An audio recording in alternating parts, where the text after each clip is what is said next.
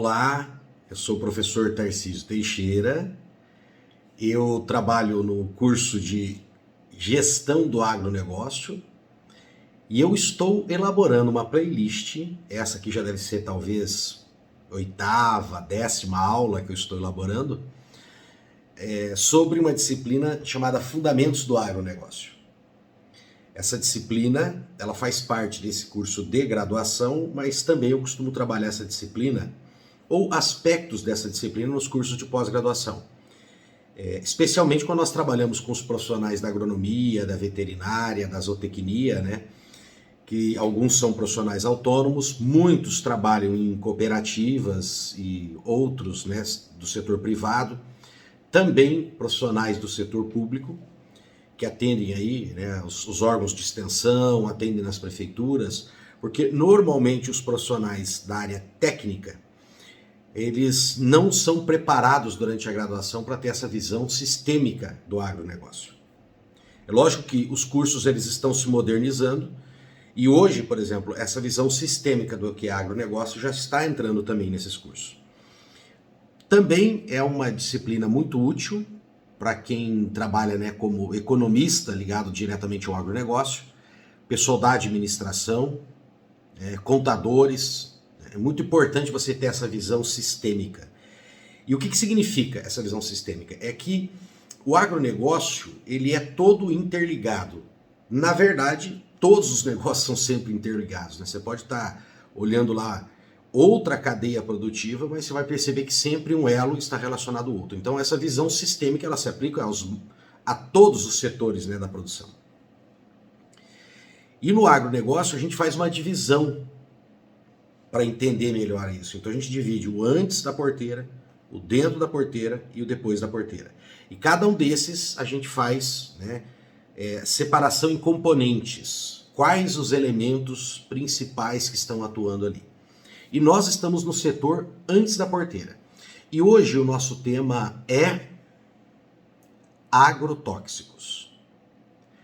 O tema passado eu falei sobre fertilizantes, que está sendo extremamente polêmico devido à crise na China e à crise agora com Rússia e Ucrânia.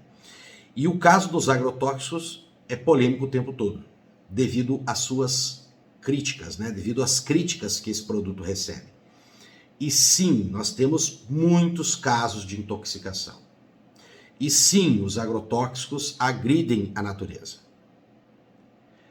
Todavia, não se pode fazer uma discussão séria sobre o uso de agrotóxicos só partindo desses princípios e dessas afirmações.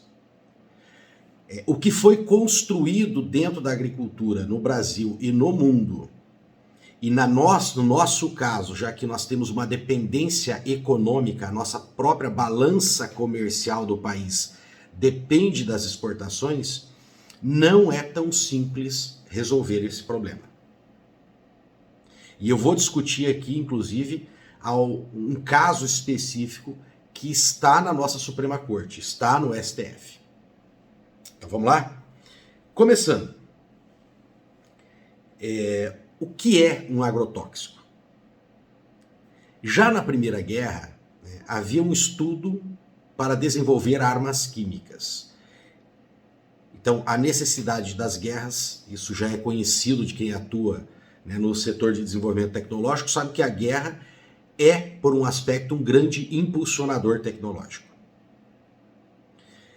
E essa pesquisa não parou, porque conforme você vai testando a utilidade ou as aplicações daquele produto, você vai descobrindo outras.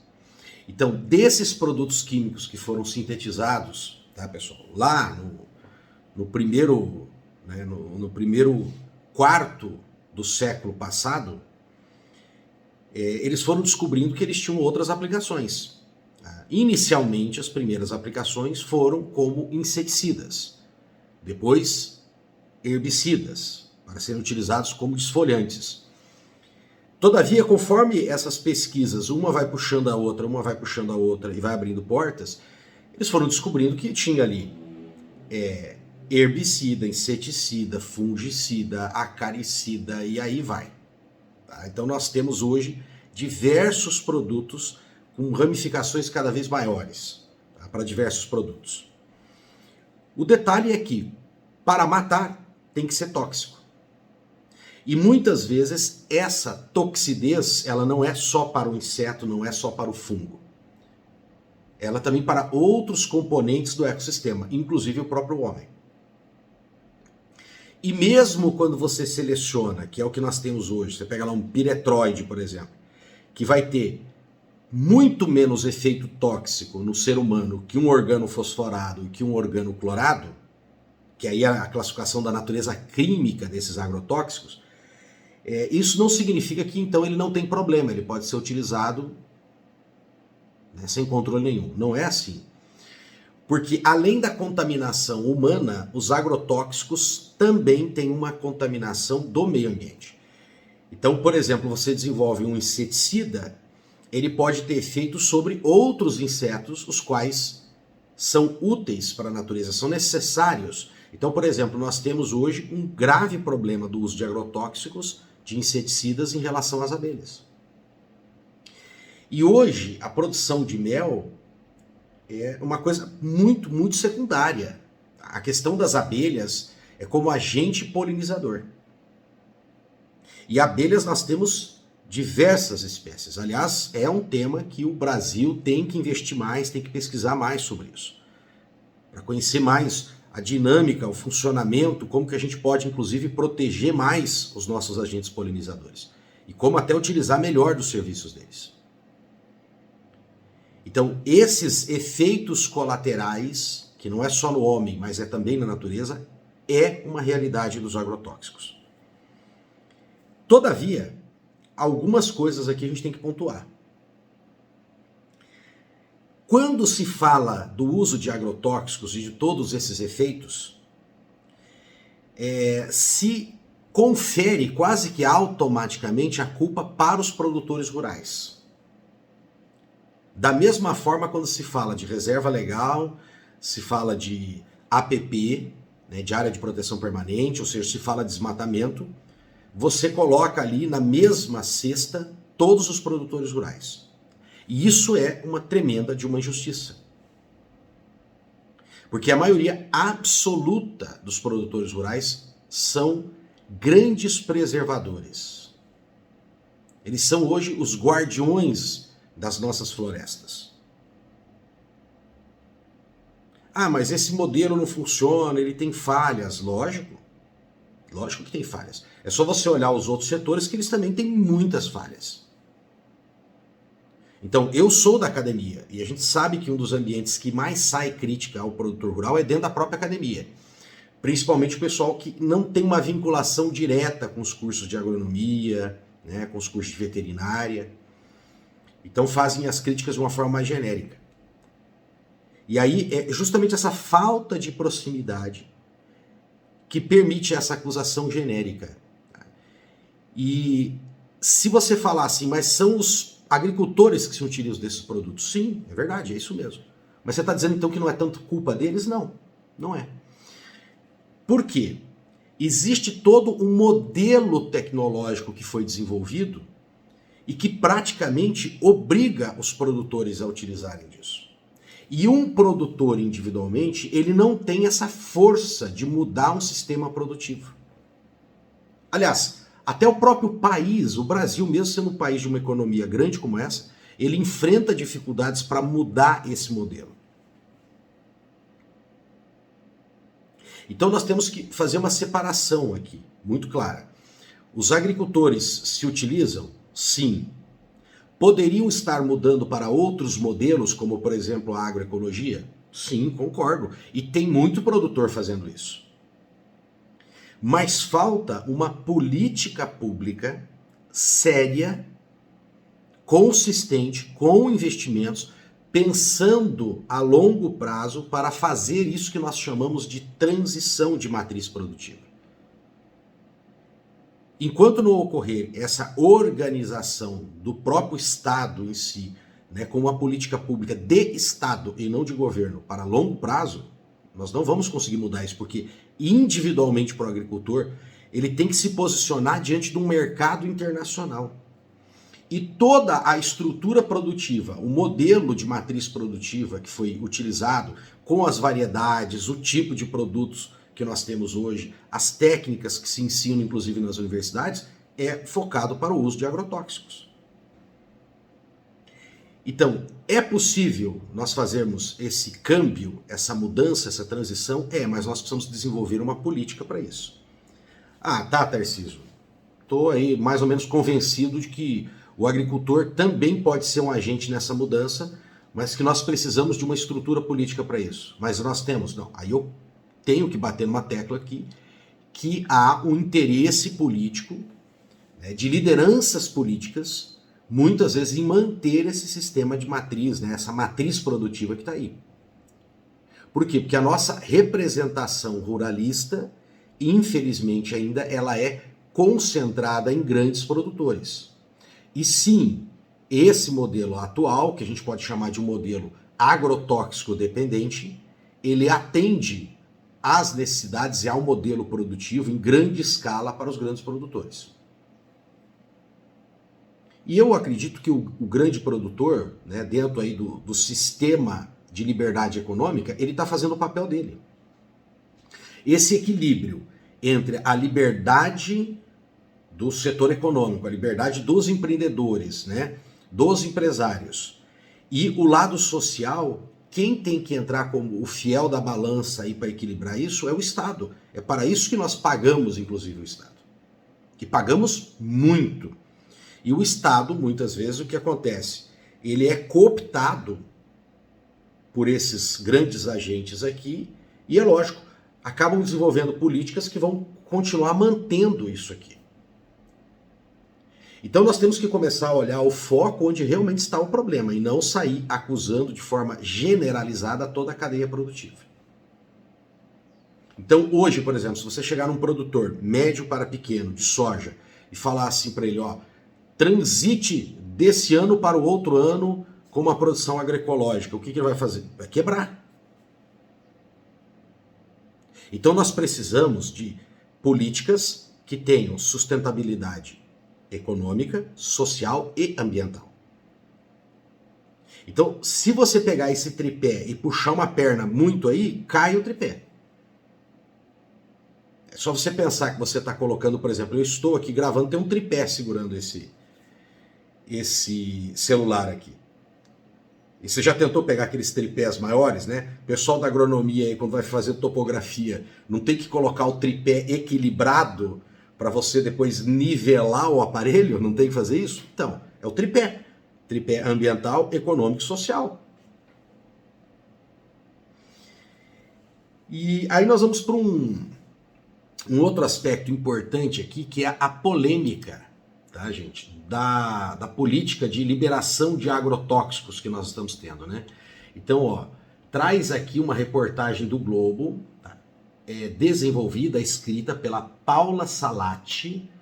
Ela foi publicada há 5 meses, então é de 18/1 de 2022, no Globo, que fala do novo recorde de liberação de agrotóxicos, né? Que em 2021 foram liberados 562 agrotóxicos, sendo 33 inéditos. E ela traz aqui, inclusive, um histórico de 2000 até 2021. Então vamos pegar aqui, ó, 2016 para falar desse histórico. 277 em 2016, 404 em 2017, 449 em 2018, 474 em 2019, 493 em 2020 e 562 em 2021. Então é óbvio que vocês vão se lembrar que houve todo um movimento dessa grande bancada ruralista para organizar isso aqui. E eles tinham lá os seus argumentos técnicos? Sim, tem. Qual que era o argumento técnico? Que essa excessiva burocracia ou lentidão no processo de aprovação fazia o Brasil utilizar de agrotóxicos mais primitivos, mais antigos e, consequentemente, menos seguros e menos econômicos. Então, se você facilita essa liberação, se você de alguma forma torná-la mais rápida, não facilitar, mas torná-la mais rápida, você vai ter a entrada de produtos novos que podem ser menos tóxicos, mais eficientes, menor custo. Isso muito provavelmente nós vamos encontrar vários argumentos confirmando isso. Todavia, a gente vê que produto novo não foi a maioria. Aí entra numa contradição aqui, né? Porque diz, 33 foram inéditos. Então, o que acontece com os outros? Os outros, na verdade, são só novos produtos comerciais utilizando os mesmos princípios ativos. Evidente que aqui cabe um parênteses. Quando a gente fala que é um mesmo princípio ativo, significa que eu estou só repetindo o produto e utilizando só um nome comercial diferente? Não. Teríamos que pegar caso a caso, porque há produtos que, apesar do princípio ativo ser o mesmo, ele pode ter uma reestruturação ali na sua formulação, a forma com que ele é apresentado, né? Se ele pode ter uma combinação com outro produto, e aí na hora de aplicar, e aí o efeito, o resultado, a questão da economia de aplicação, realmente pode ter modificado. Então temos que estudar caso a caso dessas liberações aqui. Então que vai dar aí mais de quase 530 produtos que são repetidos. Mas percebam, isso é um dado importante. Então, dessa enormidade de 562, 33 são novos. Ou seja, então aquela argumentação técnica, ela está valendo, evidente, mas só para 33. Mas a grande preocupação que seria essa mudança de matriz, ou pelo menos os estudos, intensificar, né, os estudos, fazer novas aplicações para essa transição, ela não está evoluindo. Então, por exemplo, um marco legal, né, nós precisamos aqui de um marco legal, né, de um código, de um estatuto que nos direcione, tá, que pegue todo esse grande ecossistema que eu estou falando para vocês, essa grande cadeia produtiva, essa grande matriz produtiva, e providencie essa transição. Se isso não é feito a nível estatal, individualmente para os agricultores é muito difícil. Então, os agrotóxicos são perigosos. O programa PARA, que é aquele programa de análise dos nossos alimentos, principalmente dos alimentos in natura, provou que nós estamos ingerindo, né, alface, cenoura com contaminantes. Então não tem que se duvidar disso aí, está lá, são resultados, podem ser confirmados. Se fossem falsos, alguém estaria ali nesse momento tentando provar o contrário. Então, o programa PARA, gente, ele está aí, ele está provando que existe essa contaminação. Tá? Produtos in natura, né? A cenoura, o alface, o tomate que a gente come. E não há pesquisas rebatendo esses dados do programa PARA. Então nós precisamos mudar isso. Só que também nós temos que focar onde realmente está o problema. Simplesmente ficar acusando a agricultura, acusando o agronegócio e principalmente o produtor não é a solução. Porque o produtor, ele está ali para fazer esse papel importantíssimo, que é produzir, tá? Gerar lucro para ele, porque ele tem que sustentar a família, e ele gera lucro para toda a sociedade. Além de nós termos alimentos aí, né? Imagina com essa inflação, quanto mais alimentos nós tivermos por um preço menor, nós vamos conseguir controlar essa inflação, principalmente para as classes de menor poder aquisitivo. Então vamos dar uma olhadinha onde realmente está o problema, vamos cobrar do Estado para que ele se movimente. Se foi elaborada agora uma política nacional de fertilizantes, por que não uma política nacional, um programa de mudança, né, de transição de matriz, de modelo de matriz produtiva no agronegócio? Beleza? Espero que vocês tenham gostado desse vídeo. Deixa o like e compartilhe. Um abraço.